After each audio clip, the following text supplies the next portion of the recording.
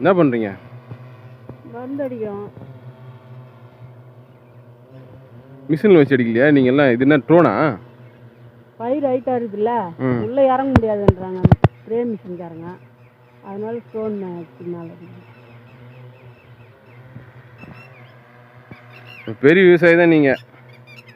சின்ன விவசாயி தான், இறங்க முடியாதுன்றதுனால அதை வச்சு அடிக்கிறோம்.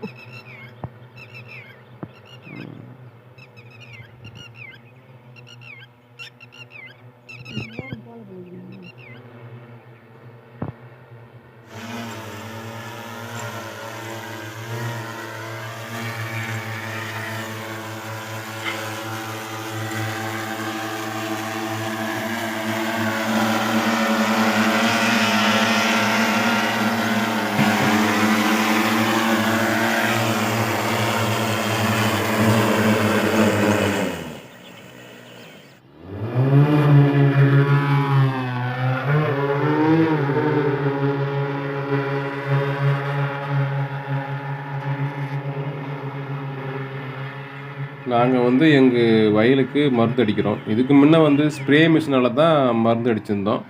அப்புறம் இப்போ பயிர் கொஞ்சம் உயரமாக இருக்கிறதுனால உடஞ்சிரும், ரொம்ப சேதாரம் ஆகுன்றதுனால நாங்கள் ட்ரோன் வச்சு அடிக்கிறோம். ட்ரோனுக்கும் நார்மலாக ஸ்ப்ரே மிஷினுக்கும் என்ன வித்தியாசம்னா, ஸ்ப்ரே மிஷினில் ஒரு $900 $1000 ஆகும் அடிக்கிறதுக்கு கூலி.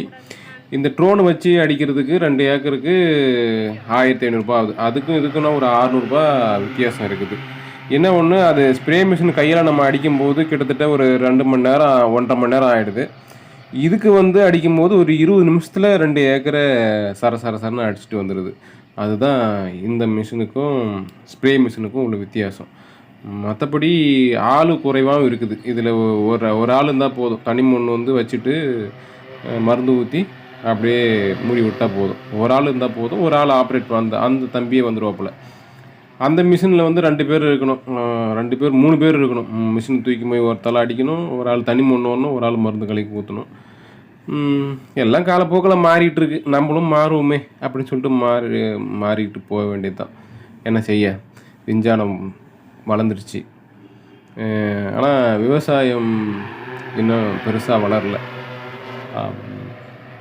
எதுக்காக சொல்கிறேன்னா, புதுசாக ஒன்று வந்துகிட்டே இருக்காது தவிர, ஆனால் நம்ம பாட்டங்காலத்தில் வச்ச பயிரே நம்மளால் சரியாக பயிரிட்டு அதை வீட்டுக்கு எட்டு வர முடியல. தெரியல நம்மளுக்கு, சரியாக அதை பராமரிக்க தெரியல. அதுக்கு எப்போல்லாம் தண்ணி தேவையோ தண்ணி கொடுக்க தெரியல. அதுக்கு எப்போல்லாம் மருந்து அடிக்கணுமோ அது தெரியல சரியாக. இப்படிலாம் இருக்குது. இன்னும் நிறைய கற்றுக்கணும். இப்போதைக்கு மருந்து தெளிச்சிருக்கிறோம். இன்னும் ஒரு மாதத்தில் நெல் அறுவடைக்கு வந்துடும். கண்டிப்பாக எல்லோரும் வாங்க. எல்லாருக்கும் எல்லாமே கிடைக்கட்டும். நான் உங்கள் பட்டிக்காட்டன் பழனி. நன்றி.